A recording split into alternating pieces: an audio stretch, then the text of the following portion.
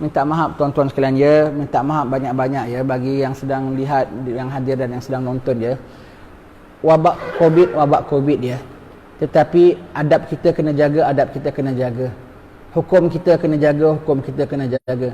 Jangan sampai melampau sangatlah. Setengah-setengah tempat kami dengar ada satu masjid surau dikunci pasal kerana wabak, nak disanitize, nak diapa, okeylah. Maka setengah jemaahnya tu pindah ke masjid lain.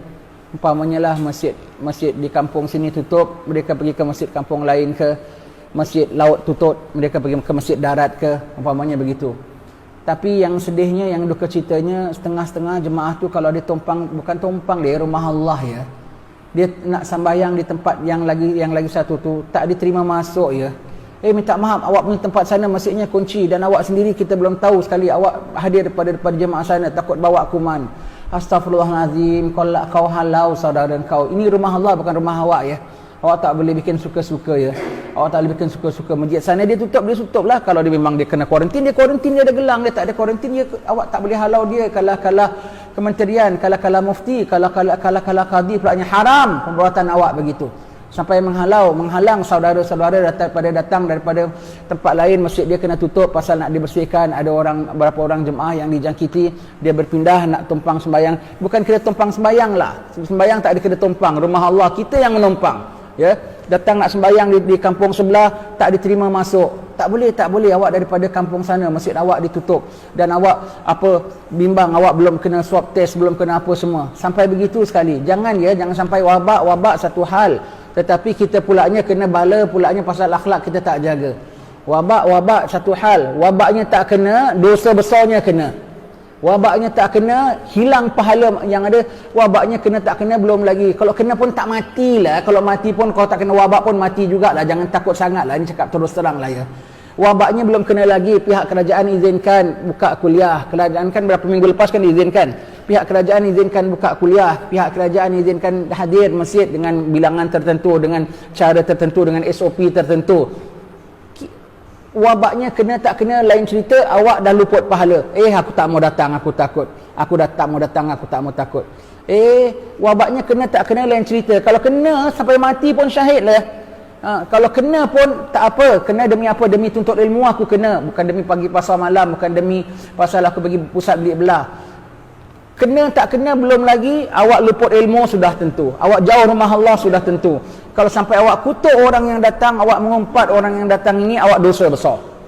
Apatah lagi zaman sekarang kita katakan, sanggup kok tegel ya, kok sampai hati saudaranya datang nak masuk sembahyang di masjid tempat dia kok dihalau. Jangan sampai awak dihalau oleh Allah Ta'ala daripada rahmatnya nanti. Ini bumi Allah punya, syurga Allah punya, barzakh Allah punya. Jangan sampai awak tak izin nak orang masuk ke tempat rumah Allah sini. Allah yang maha perhati ya, Allah maha perhati hamba-hambanya.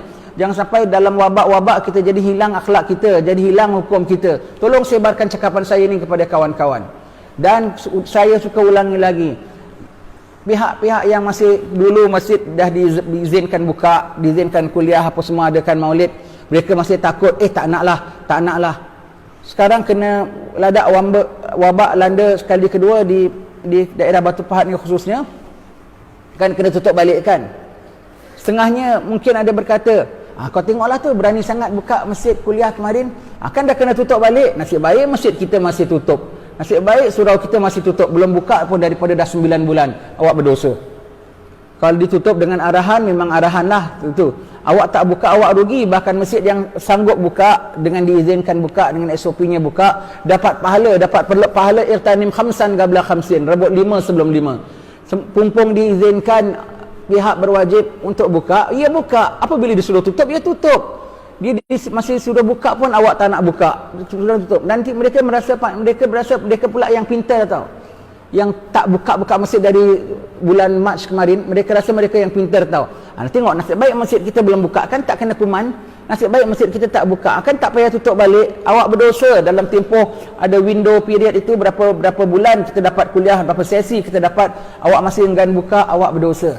Awak berdosa, ketahuilah, awak berdosa. Bukan pintar tindakan awak itu, bukan pintar tindakan awak itu. Dan ini rumah Allah, kena jaga tata caranya, kena jaga tata caranya. Ada tawakalnya, ada redanya, ada sabarnya, ada doanya.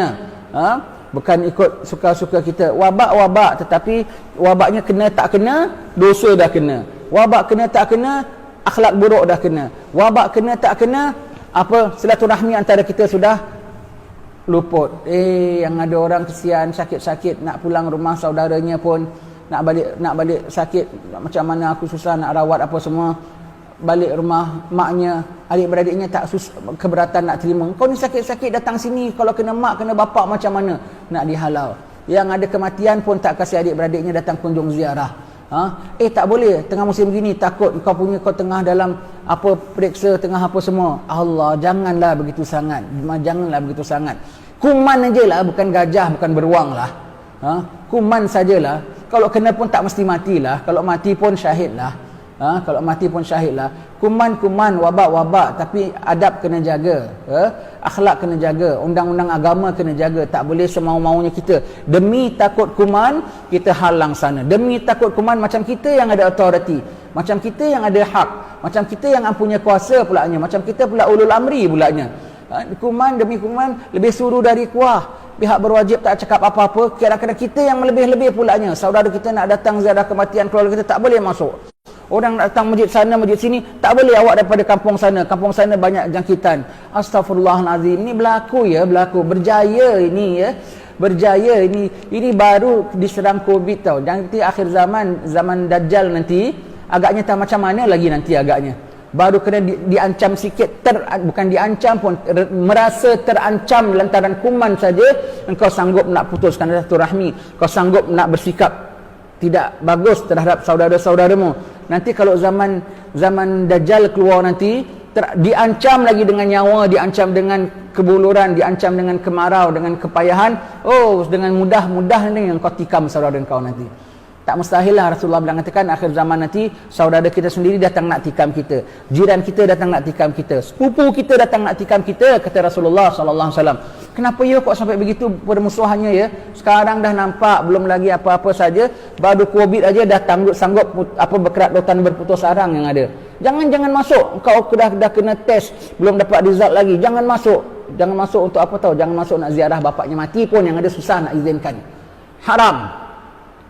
Yang ada nak masuk mana? Jangan masuk. Rumah Allah pun tak kasih masuk.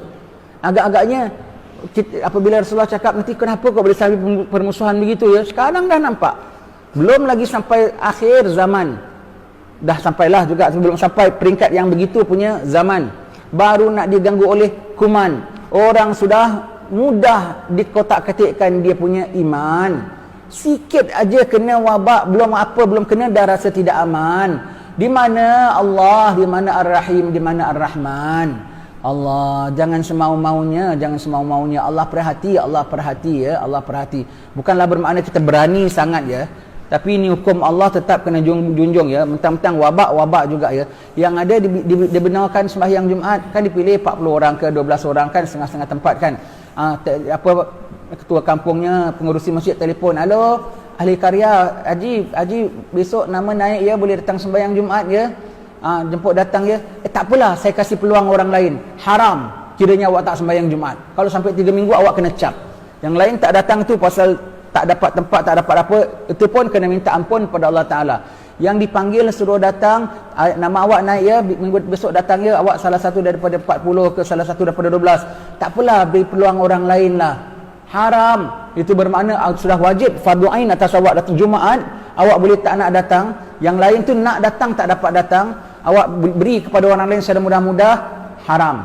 Tambah dengan kalau memang sakit awak takut tu lain ceritalah. Takut gitu, ada perkara-perkara uzur Jumaat, tetapi ini awak dipanggil, diizinkan, diberikan, patuh SOP apa semua. Allah. Tapi yang anehnya yang mereka ni semua, shopping center dia boleh tak takut tau. Kedai-kedai makan dia boleh tak takut tau. Kalau dia buka kedai, di rumah dia pun orang datang diseram. Tapi kalau dia buka kedai, orang datang kedai dia boleh tak seram. Panggil lagi suruh datang. Kasih chip sale lagi biar suruh orang datang. Semangat, astagfirullahaladzim. Jangan sampai wabak-wabak gini, wabaknya kena tak kena belum lagi, tapi awak punya perilaku sudah banyak terkena. Perilaku bahawa awak sudah banyak terkena. Wabak Covid ni datang dengan bermacam-macam sekalipun. Wabak Covid ni datang macam-macam, ada positifnya, ada negatifnya. Orang kena swab test, ada positif, negatifnya. Ini Covid ni datang membawa positif atau negatifnya pada akhlak kita juga. Wabak, tetapi hukum Allah tetap kena jaga. Tak kerana wabak saja awak boleh buat semau-maunya. Sedih kita dengar, bahkan setengah-setengah tempat sampai melakukan begitu. Setengah-setengah tempat sampai melakukan begitu, ya. Orang masjid je kena tutup, nak dibersihkan apa semua, kena sanitize, kena apa selama 14 hari. Maka nak sembahyang kat masjid kampung sebelah tak diizinkan masuk sampai begitu. Astaghfirullahalazim. Berdosa awak, berdosa. Berdosa, taubat dan insaf kepada Allah Subhanahu Wa Taala. Jangan sampai nanti awak halang hamba Allah masuk ke rumah Allah. Jangan sampai nanti Allah pula halang awak nak join orang-orang di kalangan hamba-hamba Allah nanti. Jangan sampai begitu. Jangan sampai begitu. Kebangetan namanya, melampau. Orang elok, tak bagus yang sedemikian. Jaga adab kita, jaga akhlak kita, jaga hukum kita. Allah memerhatikan, Allah memerhatikan. Wabak tak wabak, wabak tak wabak, ya. Perlu kami sebutkan di sini. Kalau boleh saya nak supaya disiarkan kepada seluruh dunia, kalau boleh cakapan saya.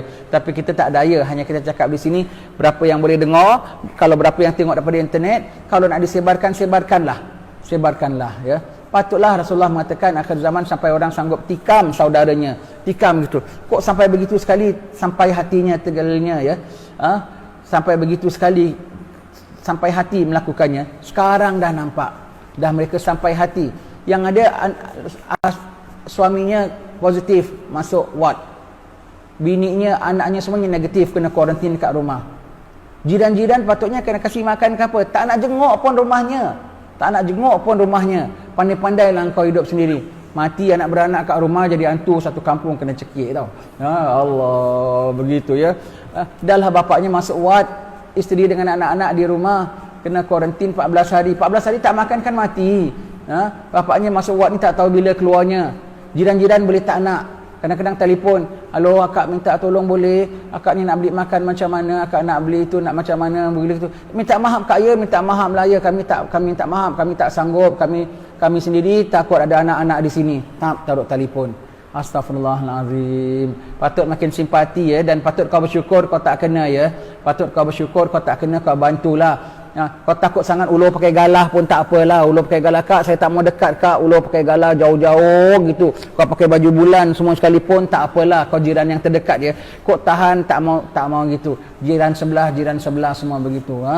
Allah. Bahkan kalau kadang nampak orang jirannya yang masih pakai gelang, ada keperluan nak keluar sekejap ke apa, ada gitu. Jirannya nampak, "Saya nampak awak keluar, saya telefonkan polis lagi, ya." Allah, sampai begitu pun ada. Ini kesan daripada Covid, ya, kesan daripada Covid. Baru diuji berapa bulan, belum sampai setahun sajalah, kok sampai dah jadi kocar-kacir akhlak dan sikapnya, pergaulan dan peradabannya. Tak sayugia dia lakukan sebegini. Tak sayugia. Awak dah kena wabak sebelum kena wabak. Wabak akhlak. Wabak hatinya sampai hati. Wabak zalim terhadap saudara-saudaranya. Ya, ini semua perkara berlaku, ya, kita dengar. Kawan kita kena masuk ward, anak isterinya di rumah kena kuarantin. Habis macam mana makannya? Jiran tak nak jenguk pun, minta tolong tak nak datang pun. Terpaksa ada saudara, tak apa, saudara aku ada yang dekat-dekat, hantarkan makan apa semua. Sampai hati yang jiran sebelahnya tu, sampai hatilah. Allah, tak tahulah cakapan saya ni boleh sebar ke tidak. Kalau masuk TV1 bagus, ya. Biar semua orang dengar, ya. Biar semua orang dengar, ya. Wabak, ya. Kan ada SOP-nya, kau nak tahu jiran makan ke apa gitu. Food Panda pun boleh hantar lah. Orang dalam kuarantin Food Panda boleh hantar tak? Grab Food boleh hantar tak ke rumah? Kan boleh, kan? Kalau mereka boleh, awak pun boleh. Belikan nasi lemak, bungkus, taruh kat kayu, jolok dari jauh. Kak, ambil kak. Kak, begitu, ya. Pakai mask, takut pakai 3 lapis pun tak apalah.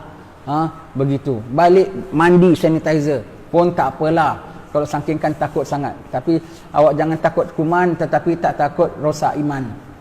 Tak patut ini macam, tak patut. Minta maaf lah, ya.